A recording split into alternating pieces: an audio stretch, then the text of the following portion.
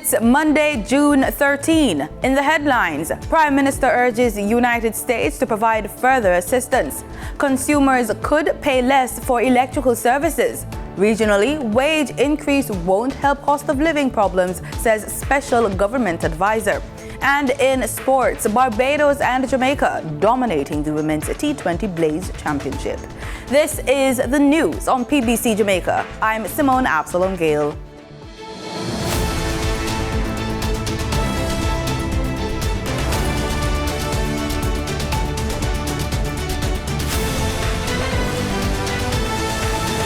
Prime Minister Andrew Holness is urging the United States to assist the region in making it less vulnerable to global supply disruptions and the effects of climate change. The Americas have access to an abundance of agricultural supplies, as well as renewable and other energy sources. We need greater intra-regional technical cooperation, trade, and finance to harness these resources. Access to climate finance remains a critical priority. The hemisphere has entered another hurricane season, a stark reminder of what could lie ahead for the next 6 months. For countries like Jamaica, which are disproportionately affected by the impacts of climate change, global emissions must be capped to net zero. Adaptation and mitigation solutions must be implemented. Mr. Holness was speaking during the 9th Summit of the Americas in Los Angeles under the theme, Building a Sustainable, Resilient and Equitable Future. He notes that access to financing for small and vulnerable economies, especially highly indebted middle-income countries, must be a priority towards recovery. Mr. Holness shared his views on human capital and skills development. Several countries in the region, like Jamaica, face a skills gap which could become a binding constraint on our growth horizon. The region needs a thoughtful and coordinated approach in facilitating massive investments in human capital development, while at the same time pursuing nearshore policies to bring jobs to workers in their home countries. The Prime Minister expressed his disappointment that the summit did not include all countries of the Americas, but reaffirmed Jamaica's commitment to the process. The action plans on democratic governance, digital transformation, our green future, equitable, sustainable, and renewable energy and health resilience should be predicated on the participation of the entire region, while reaffirming our democratic principles. Excellencies, as we strive to increase resilience, improve accountability, and ensure better opportunities for growth and prosperity, Jamaica remains committed to the summit process. We will continue to work with all hemispheric partners so that our deliberations here in Los Angeles will make a difference. Jamaica has been elected as one of 3 vice presidents of the 77th session of the United Nations General Assembly from the group of Latin America and Caribbean states. Jamaica will be represented by His Excellency Mr. Brian Wallace, Ambassador and Permanent Representative of Jamaica to the United Nations, New York, and by Jamaica's Minister of Foreign Affairs and Foreign Trade, Senator Kamina Johnson-Smith, during the high-level segment of the 77th session in September 2022. Jamaicans at home and abroad can participate in the Jamaica 60 Diaspora Conference from June 14 to June 16. State Minister in the Ministry of Foreign Affairs and Foreign Trade, Leslie Campbell, says this will be the largest conference yet. He says there has been a lot of support and sponsorship. The conference is being chaired by one of our legacy partners, the CEO of one of our legacy partners, that is Grace Kennedy, who also they're celebrating a significant milestone this year, the 100th anniversary.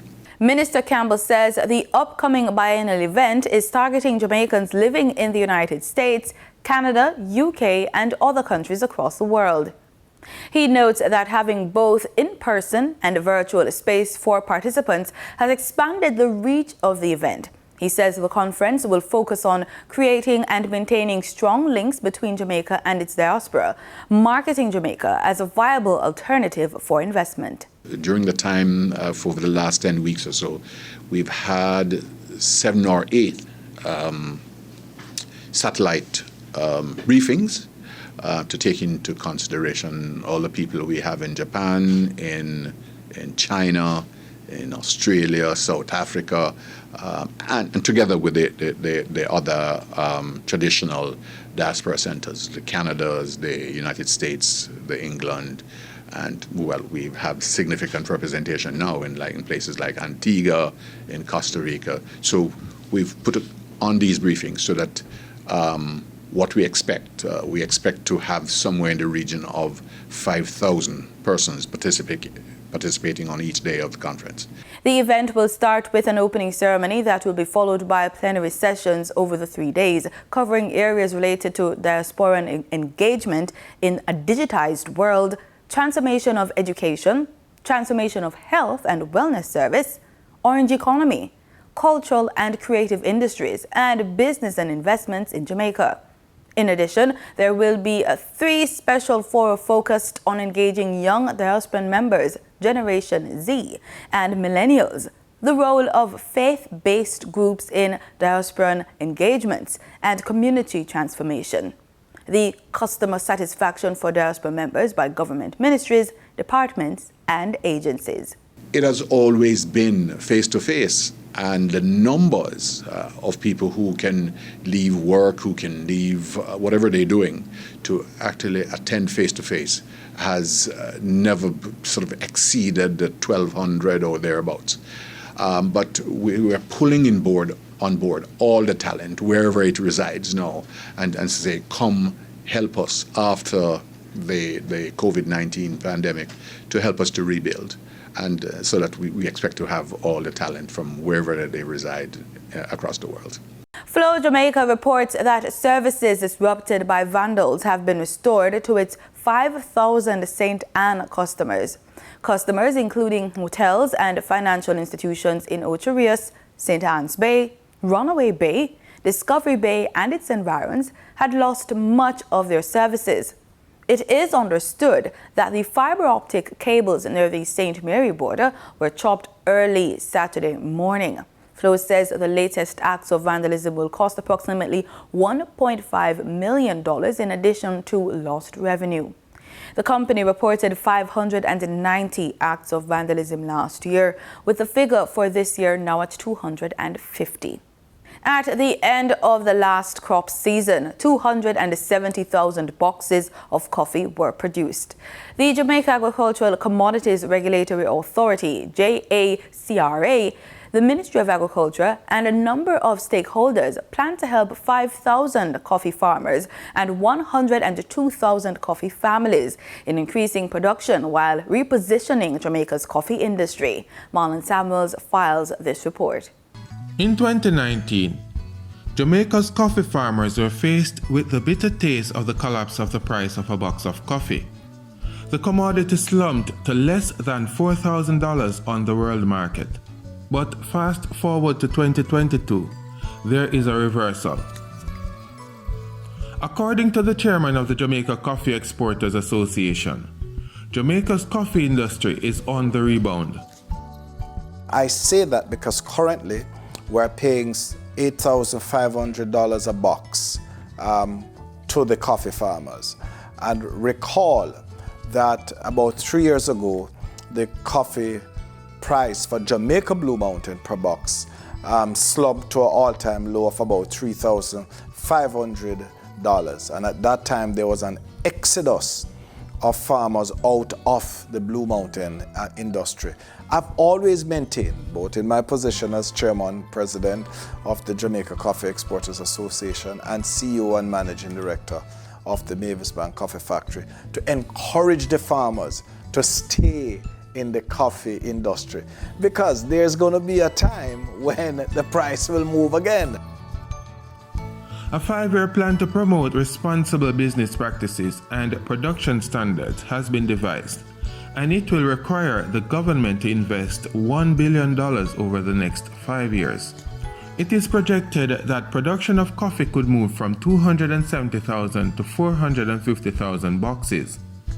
Over the last 2 years, we have gotten 80 million, and therefore the incremental amount is somewhere in the region of about 160 to 150 million per annum. And our proposal is to really say to the government, through the Ministry of Agriculture, include the coffee sector as a part of the productive incentive program. So like domestic crop, coffee is extremely important because it generates foreign exchange, it creates employment for people, and therefore we want to move the whole issue of production and productivity to another level. The proposed development strategies are seen as a game changer for Jamaica's vibrant coffee industry. What that will do, it will increase the per annum income generated through export alone, from 17 million US to 25 million US. That is a big move that can benefit our 5,000 farmers and our 102,000 farm families. But more so, this is a game changer. If we're able to invest this 1 billion over 4 years, which is an increment of 200 million per annum, we could see within 10 years where the Jamaican Blue Mountain and non-Blue Mountain industry could be generating $100 million US. That is game changing. The resources are creating real opportunities for local coffee farmers and their families, while promoting the fact that Jamaican coffee is the coffee of choice around the world. For the news on PBCJ, I am Marlon Samuels. Jamaica Labour Party councillor caretaker for the Point Hill division, Omar Francis, died in a motor vehicle crash in Biles near Kidston Town in St. Catherine Monday morning. He served as vice president of the Jamaica Labour Party youth arm, G2K, and was a special advisor to Minister of Health and Wellness, Dr. Christopher Tufton. Time now for the business report with Danita Rodney.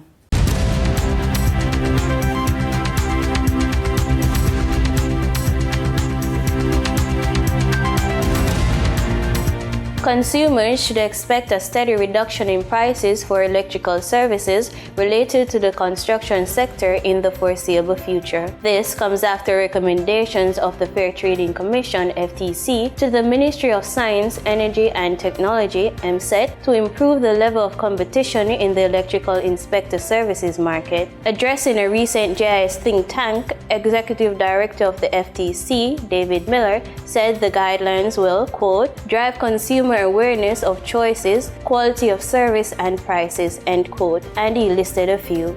A. Undertaking a comprehensive sensitization and public education program which targets inspectors, electricians and consumers. And a program is being developed by the MSET and will shortly be rolled out. Secondly, taking steps to have many inspectors available in geographical regions and to prevent underbidding and bid rigging. And our information is that the number of inspectors in each region have been increasing steadily over the last 2 to 3 months. Thirdly, the non-disclosure of prices on the Government Electrical Regulator web portal and within the trade associations.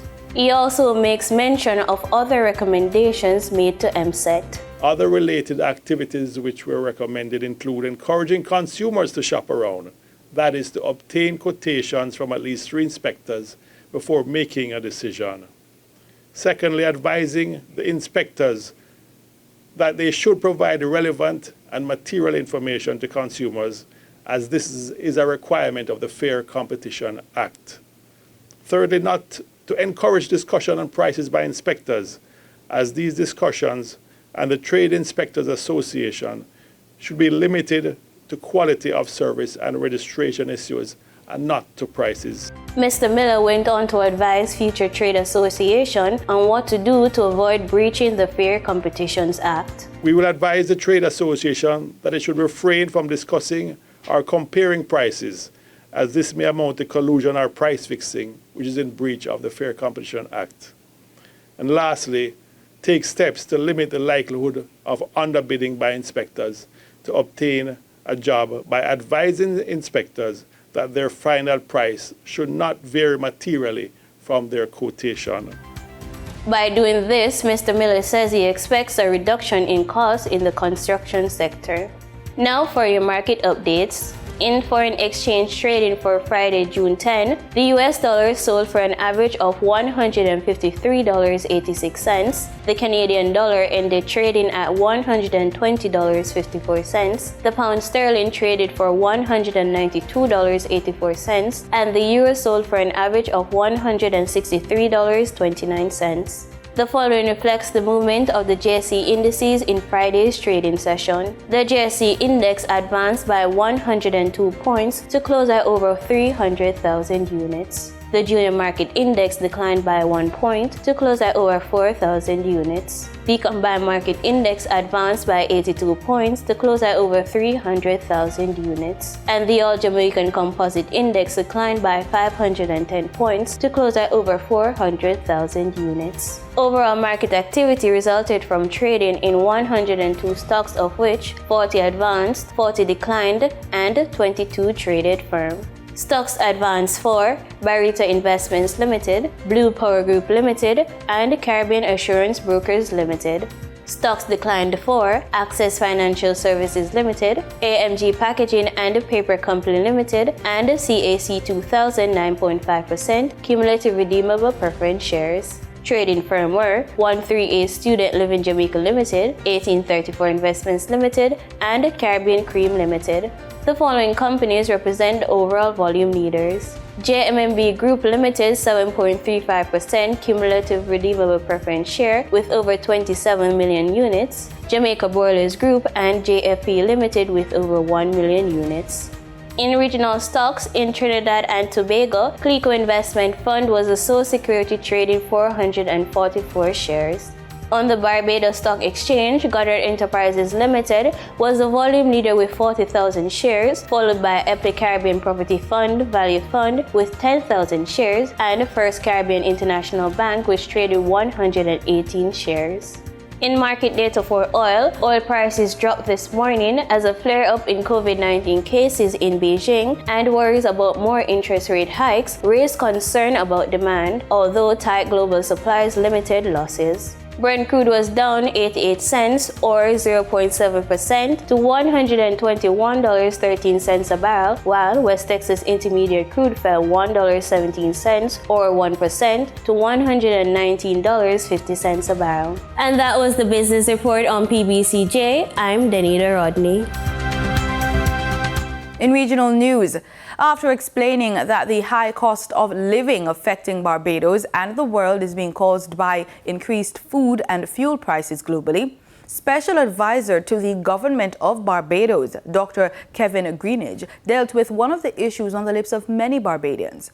During a television interview, the senior economist was adamant that a wage increase would not solve the cost of living problem. Anytime you give a wage increase in economics, and you say in almost every country, it almost and every time lead to price increases, especially when businesses and people who produce, etc., are under pressure. Imagine this, Lisa. Let's say you, a small business, maybe you have a hairdressing salon, right? And you employ 5 people, they're all doing hairdressing, etc. Then because of what's happening in the economy, you are told you have to give your workers, say, additional $50 when they come. So that's $250 you gotta look for, right? That's you got 5 people. And so every month that's $1,000 extra. But because you're not seeing any increase in people coming necessary because you got irregulars. So the amount of hair you're doing thing, your income remains the same. What are you gonna do? Premier Dr. Natalia Wheatley has condemned the local media house's unauthorized publication of a draft proposal between the British Virgin Islands government and the United Kingdom. During a recent press briefing, the Prime Minister said the publication only served to cause anxiety. While speaking to the issue of who is held accountable when confidential government documents shared with cabinet members are leaked to the public, the Premier said there is a duty for cabinet colleagues to ensure that these documents remain private.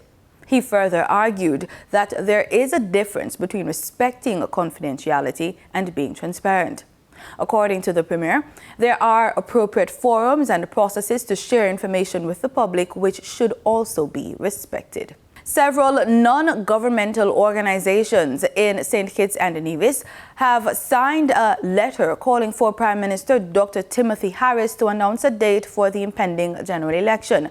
This comes weeks after the dissolution of Parliament due to infighting between Team Unity Coalition members. ZIZ News has more. In an open letter to the Prime Minister, which outlined a proposed pre-election code of conduct, the NGOs said, quote, "It is our collective hope that an election date will be announced without further delay to relieve the nationwide anxiety engulfing our society since the dissolution of the National Assembly on the 10th of May 2022. As it stands, the deadline for elections to be held will be early August. The NGO's letter outlined several issues which should be addressed during the period leading up to the elections. Among them were abuse of office, integrity in public life, neutrality in the electoral process, and fundamental constitutional principles. Following recent violent incidents at secondary schools in Guyana, the Ministry of Education, in collaboration with the Ministry of Home Affairs and the Guyana Police Force, have significantly increased security at those schools. Children's possessions were searched by police personnel and private security before being allowed onto the premises. News Source Guyana has the details. The decision to beef up security at the two schools followed yesterday's discovery of an air gun in the backpack of a fifth form student at the large secondary school and the schoolyard brawl in the Campbellville school between students. The Ministry of Education suspects that there is a presence of classroom gangs at both schools, and the Education Minister Priya Manik Chan has now issued a call on community leaders to join the fight to address the problem. The schools that have those problems are schools that need an entire overhaul. It didn't happen overnight. None of this happened overnight. And so we have to relook at the entire structure of that school, academically, physically, civil works, everything. And we're in the process of doing that with a few of the schools. And we will require all the help we can get from the entire stakeholder community, teachers, parents, students, the community, elders, the Ministry of Health, the Ministry of Social Services, the Ministry of Local Government when they're not schools in Georgetown, the entire gamut of players to make sure that we can turn around what we're going. Earlier this week, teachers at a large secondary school walked out of their classrooms in protest of the presence of gangs in the school and the constant threats being hurled at the teachers. The Education Ministry has announced its zero-tolerance policy against violence and intends to employ various measures to address the problem. On Friday, 4 CARICOM leaders joined their counterparts from Latin America, the United States, and Canada in signing the Los Angeles Declaration on Migration and Protection. The heads of government of Barbados, Belize, Haiti, and Jamaica gathered with 16 other counterparts in Los Angeles, California, on the margins of the 9th Summit of the Americas to reiterate their will to, quote, strengthen national, regional, and hemispheric efforts to create the conditions for safe, orderly, humane, and regular migration, and to strengthen frameworks for international protection and cooperation, end quote. It incentivizes nations in the Western Hemisphere to take in more migrants. But with some regional leaders uninvited or boycotting the event, it is unclear how effective those measures will be. Al Jazeera's Rob Reynolds reports from Los Angeles, United States. Across the Western Hemisphere, millions are on the move, fleeing poverty, crime, repression, and climate change. This was the focus of the final day of the Summit of the Americas. With this declaration, we're transforming our approach to managing migration in the Americas. Each of us is signing up to commitments that recognizes the challenges we all share. The Los Angeles Declaration on Migration includes burden sharing, with countries in Central and South America agreeing to streamline the path for migrants to resettle. The U.S. is putting up more than $300 million to finance the effort. Countries have agreed to absorb higher numbers of refugees and temporary workers. For example, Mexico will integrate 20,000 refugees into its workforce. The U.S. will resettle 20,000 refugees next year, a small number given the enormity of the problem. Migration is a humanitarian crisis and a political problem for President Joe Biden. But it's not only the U.S. that is grappling with the surging human tide. En Colombia hemos recibido 1.8 millones de migrantes. In Colombia, we have received 1.8 million Venezuelan migrants, brothers and sisters that have fled the worst oppression, and we have received them without being a rich country. The U.S. pledged to improve its efficiency and fairness in processing people arriving at its borders, and will lead a law enforcement effort targeting human trafficking gangs. If you prey on desperate and vulnerable migrants for profit, we are coming for you. We are coming after you. In sports, Barbados and Jamaica pulled off convincing wins in Saturday's third round of the women's T20 Blaze to set up a meeting of the tournament's only unbeaten teams in Monday's fourth round. Title holders Barbados thrashed the Windward Islands by 10 wickets, while Jamaica brushed aside hosts Guyana by 7 wickets. Barbados, captained by West Indies marquee all-rounder Hayley Matthews, and Jamaica, led by West Indies captain Stephanie Taylor, will battle in Monday's opening game at the Guyana National Stadium, a clash that will prove key to the title. In the other game, Trinidad and Tobago's 108 for 7 proved a mountain too high to climb for the winless Leeward Islands as Anisia Mohammed's side marched to an uncomplicated 36-run win. A maiden ODI half-century from Akeal Hussain was not enough as West Indies slumped to a heavy 53-run defeat against Pakistan under the DLS method in the third and final match in Multan on Sunday. Chasing 270 in a game reduced to 48 overs per side due to a dust storm, the Windies were bowled out for 216 in 37.2 overs, losing the series 3-0 in the process. Hussain struck 60 off 37, but that was overshadowed by player of the match, Shehzad Khan, with 4 for 62. Earlier, Khan scored 86 to help Pakistan to 269 for 9. Surprisingly, Windies captain Nicholas Puran was the pick of the bowlers with 4 for 48. The West Indies suffered their 10th successive series defeat. And that's the news on PBC Jamaica. Remember to follow us on all social media pages at PBC Jamaica. Pleasant viewing.